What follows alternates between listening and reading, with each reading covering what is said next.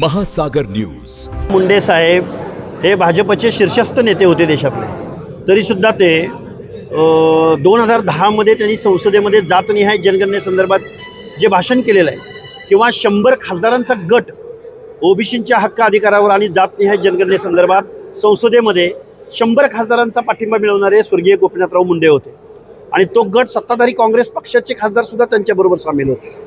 त्यामुळं दिल्लीमध्ये ओबीसींची जातनिहाय जनगणना झाली पाहिजे या प्रश्नासंदर्भात गोपीनाथराव मुंडे साहेबांनी रान उठवलेलं होतं। पण आज रोजी महाराष्ट्राचं दुर्दैव असं आहे की महाराष्ट्रामध्ये ओबीसीचे प्रश्न डावलले जात असताना, ओबीसींना बेदखल केलं जात असताना आज गोपीनाथराव मुंडे साहेबांच्या तडफेनं आज या महाराष्ट्रामध्ये कोणी बोलताना दिसून येत नाही, हे दुर्दैव आहे।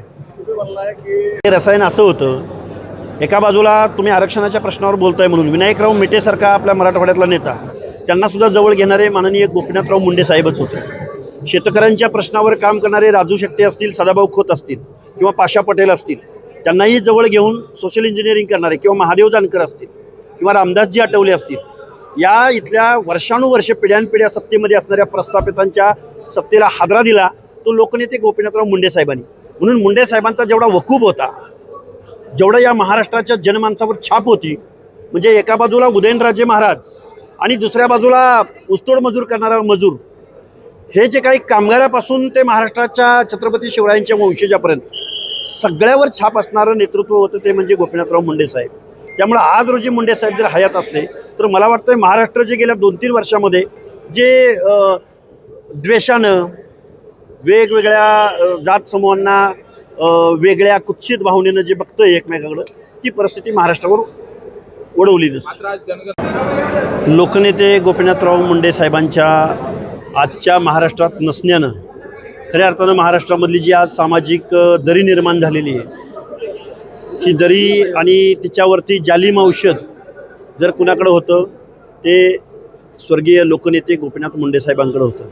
आज त्यांच्या नसण्यानं ओबीसीमधले अनेक नेते तर परके झालेलेच आहेत, पण ओबीसी समाजसुद्धा परका झालेला आहे। कारण ओबीसीच्या संविधानिक हक्क अधिकाराविषयी ठामपणे सभागृहाच्या आत किंवा सभागृहाच्या बाहेर, रस्त्यावर असो किंवा पब्लिकमध्ये असो, आज कोणीही भूमिका घेताना दिसून येत नाही।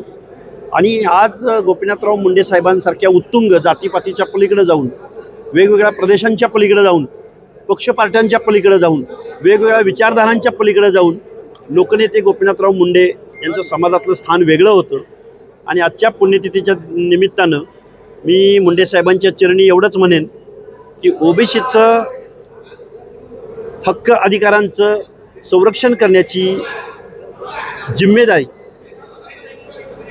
या सरकारला देव, गोपीनाथराव मुंडे साहेबांच्या चरणी मी प्रार्थना व्यक्त करतो। आणि या सरकारनं ओबीसीचं सुद्धा काय म्हणणं आहे हे ऐकून घ्यावं। 1948चा सेन्सस ॲक्ट जोपर्यंत अमेंडमेंट होत नाही, त्याच्यात घटनादुरुस्ती होत नाही, तोपर्यंत जातनिहाय जनगणना होईल असं मला वाटत नाही। मुंडे साहेबांचं स्वप्न हे स्वप्नच राहिलं आहे आणि या व्यवस्थेमधल्या ओबीसींना न्याय आजही मिळालेला नाही। आणि मुंडे साहेबांचं स्वप्न पूर्ण करण्यासाठी आज पुण्यतिथीच्या निमित्तानं आम्हाला मुंडे साहेबांनी आशीर्वाद द्यावा, एवढा मी तुमच्यासमोर एक सामान्यातला सामान्य कार्यकर्ता म्हणून एक नेत्यांना काय सांगणार? ओबीसी नेत्यांना मी एवढंच सांगेन की आम्ही रस्त्यावरची लढाई लढतोय, तुम्ही सभागृहातली किंवा कॅबिनेटमधली लढाई लढा असं बोलताना दिसतंय कोणी बाहेर? बघा, बावनकुळे साहेब आहेत, भुजबळ साहेब आहेत, पंकजाताई आहेत, ही सगळी मंडळी आहेत आणि ही खूप मोठी आणि दिग्गज मंडळी आहेत। या मंडळींनी सुद्धा कायद्याच्या सभागृहामध्ये आवाज उठवावा, असा एक सामान्यातला सामान्य आंदोलक म्हणून मी त्यांना विनंती करेन।